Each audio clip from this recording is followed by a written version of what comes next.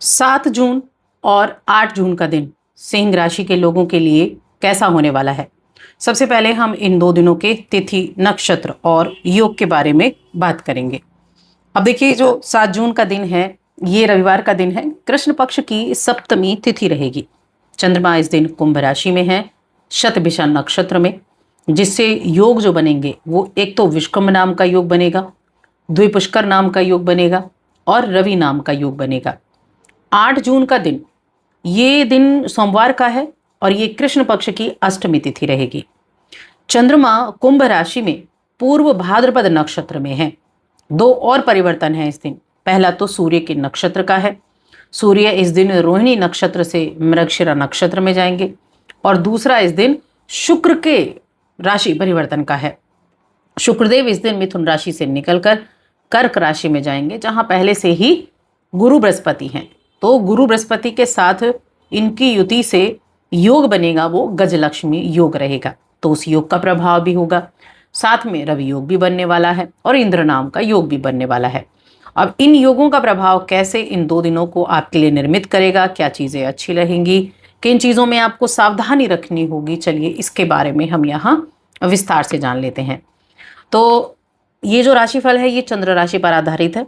मैं सिंह राशि की बात कर रही हूँ। दोनों दिनों की एक साथ बात करेंगे क्योंकि चंद्रमा जो है वो कुंभ राशि में ही विराजमान है। कुंभ राशि में चंद्रमा 12वें घर के स्वामी होकर 7th हाउस में है। अब 7th हाउस में है जहाँ राहु बैठे हुए हैं, तो राहु के साथ चंद्रमा की युति है। अब ये जो युति बनी है ना, ये कई तरह के काम करती है।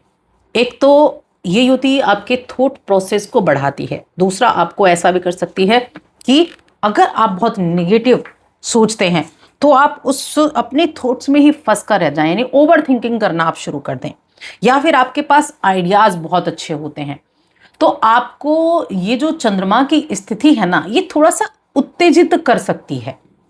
तो आपको क्या करना पड़ेगा, किसी भी व्यक्ति के साथ या किसी के साथ भी तर्क वितर्क बहुत ना करें इन दिनों में।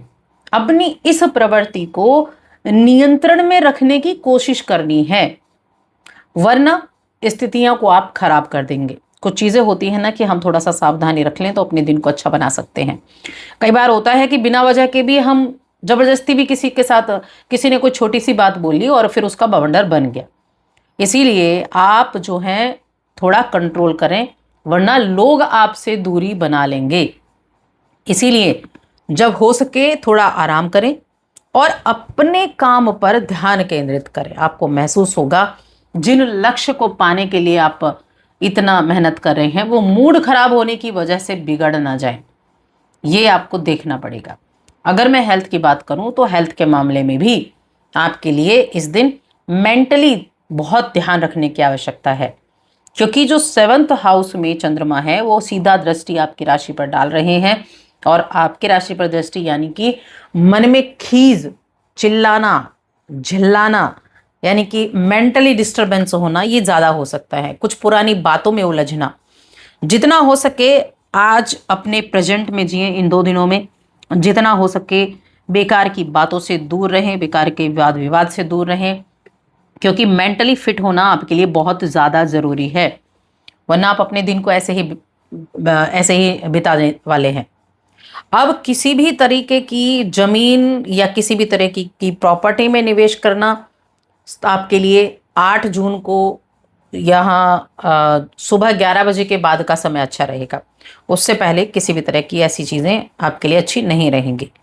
आप 7 तारीख को ज़्यादा आप ऐसा मन पर अपनी स्थितियों को खोते हुए दिखाई देंगे, लेकिन 8 तारीख को इन स्थितियों को एक बार ठीक से करते हुए आप दिखाई देंगे, यानी कि एनर्जी एक बार फिर से आएगी, उत्साह एक बार फिर से आना शुरू होगा और तब आप सकारात्मक परिणाम लेकर आ पाएंगे। घरेलू तनाव जो चल रहे थे उनको दूर करने में कामयाबी आपको जरूर मिलने वाली है। इसके अलावा इस दौरान आप जो बिजनेस करने वाले जातक हैं उनके लिए काफ़ी ज़्यादा उत्तम दिन है। देखिए, 7 जून ये रविवार का दिन है। काफ़ी लोगों के लिए छुट्टी का दिन भी रहेगा और काफ़ी लोगों के लिए छुट्टी का दिन नहीं भी रहेगा, लेकिन जो व्यवसायी हैं, जो बिजनेस करते हैं किसी तरह का, उनके लिए बहुत अच्छे दिन हैं। दोनों ही दिन उनके लिए ज़्यादा उत्तम दिखाई दे रहे हैं।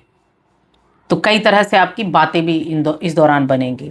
और अगर आप जॉब कर रहे हैं और आपने जॉब के बारे में कोई निर्णय अभी रिसेंटली लिया है, तो हो सकता है कि उसको लेकर आप दुविधा में थे, लेकिन अब वो दुविधा दूर हो जाएगी और आपको लगेगा कि ये जो नौकरी है ये आपके लिए ठीक है।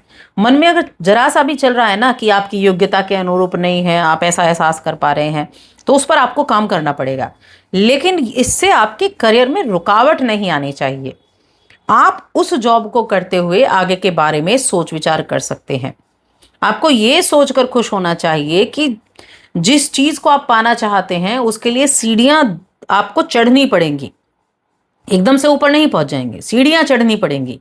तो ये नौकरी आपको कड़ी मेहनत के बाद मिली है, तो उसको करते हुए आप आगे की प्लानिंग कर सकते हैं। देखिए, आज एक हाथ से आया है तो दूसरे से गया, ये चीजें हो सकती हैं। आपकी कमाई भी होगी, पैसे की स्थिति ठीक ठाक है, लेकिन खर्चा भी आएगा। खर्चे पर कंट्रोल करना है, और खर्चे पर कंट्रोल नहीं किया तो चिंता में पड़ जाएंगे। तो जेब पर अपनी नज़र बनाकर रखनी है, क्योंकि देखिए कई बार होता है ना कि मीठे के साथ कई बार कड़वे का स्वाद भी हो जाता है। तो इसी तरह आपको दोनों चीज़ों के लिए तैयार रहना है। इस दौरान अगर आप किसी बैंक के फील्ड से जुड़े हैं, तब आपके लिए यहाँ ज़्यादा बिजी शेड्यूल होने वाला है। 8 जून के दिन बहुत ज़्यादा बिजी शेड्यूल रहेगा। आप हो सकता है थकान भी आपको होने लगे, ऐसा शेड्यूल रहेगा। इसके अलावा अगर देखा जाए तो कोई घर में किसी का स्वास्थ्य प्रभावित हो सकता है आपके जीवन साथी का स्वास्थ्य थोड़ा प्रभावित होता हुआ दिखाई दे, तो उनके स्वास्थ्य का भी आपको ध्यान रखना होगा। अगर आप विवाहित हैं तो आपका पार्टनर आप ऐसे मूड में होगा कि चीज़ों को संभालने की कोशिश करेगा। जज्बाती रहकर आप अगर चीज़ों को बिगाड़ेंगे तो वो आप उनको सुधारने का काम करेगा। वैवाहिक जीवन काफ़ी अच्छा बना हुआ है। ये समय आपके लिए अलग ही तरह का एहसास आपके निजी जीवन में लेकर आएगा। आप एक कार्य ज़रूर करें, जीवन साथी के साथ थोड़ा सा आप समय बिताएं। उनके साथ आप डिनर पर जा सकते हैं, उनके साथ आप थोड़ा सा ट्रैवल कर सकते हैं। तो ये आपकी थकान को भी दूर करेगा, मन को भी ठीक करेगा।